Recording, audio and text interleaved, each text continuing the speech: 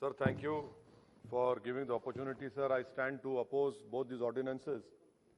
And I must say, sir, that I have never seen in my short political career such an audacious attempt to undermine a Supreme Court judgment.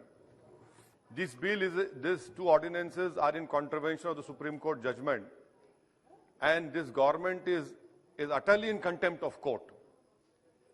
That is para 23 of the Common Cause judgment, which has been mentioned by you and other honorable members. So this is also an issue of independence of investigative authorities. Fixed tenure cannot be on the basis of whims and desires of the present Prime Minister. And if the extension can only be given if the behavior is good.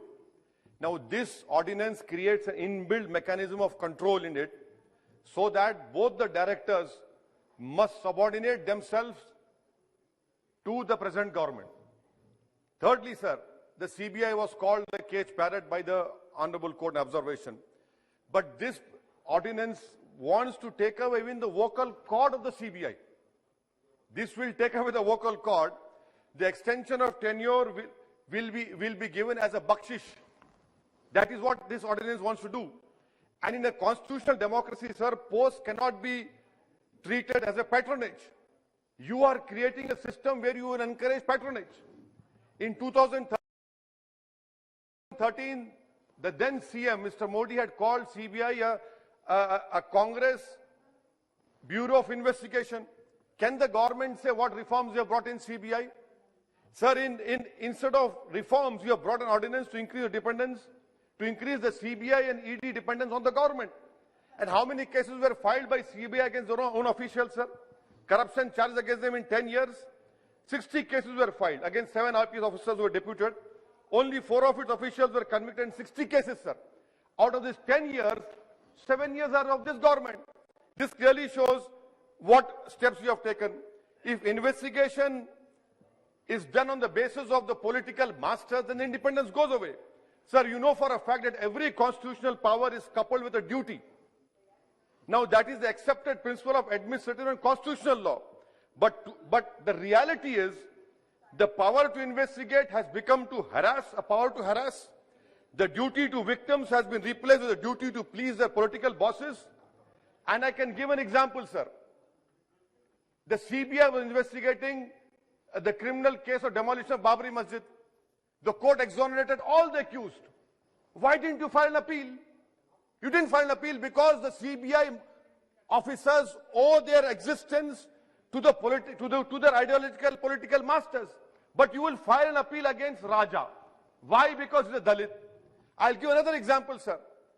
The then Andhra Pradesh, the then DGP wrote one letter against a Congress leader that was signed by a Congress MLA, posted to the High Court, CBI investigated.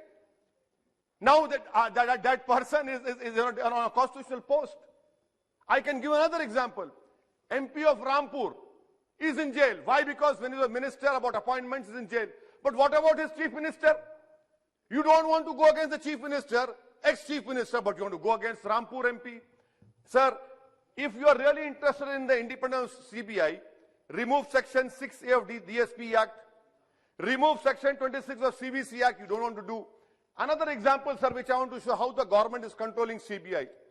The present CBI director, his appointment letter and the 2019 appointment letter of the then CBI director, give me 1 minute, I want to quote. In the May 2021 appointment of the present director, it says, for a period of 2 years from the date of assumption of charge of the office or until further orders, which was earlier, the notification said the ACC based on panel recommended by the committee. Now in 2019, what it said, I don't read, sir. The appointments committee of the cabinet has based on the panel recommended by the committee, constituted as per section 4A of the DSP Act, approved the appointment of so-and-so as director CBI for a period of 2 years from the date of assumption of change of charge of office. This is not mentioned in the present appointment of May 2021. Why? Because again you want to keep that person on your discretion. If he doesn't act, remove him. Sir, I conclude by asking the government, sir. I conclude by asking the government. This ordinances will be struck down, this is my opinion, as NJAC. You are not reading the writing on the wall. You passed 2 farm laws. People have not accepted. You have withdrawn it. What are you doing? You came into power because of Lokpal movement. What has been the development in Lokpal? You can tell us. This government is not reading the writing on the wall, sir. And I will oppose this bill. You are getting carried away in power. Power is not eternal. Today you are in power, tomorrow you will not be there. You are making 5 years. Tomorrow if Congress or any other party comes into power, you should not shout. You should not complain, because you have created a double-edged sword which will also hit you badly. You are not going to be there forever. You will be coming here, inshallah. Very soon you will be coming here. But you are creating such a system of control where every political party uses it. So that is why, sir, I oppose these 2 ordinances. I hope wisdom will draw on the government. After withdrawing the farm laws, I was expecting that the saner position taken by Prime Minister, but this government is drunk in power, in arrogance.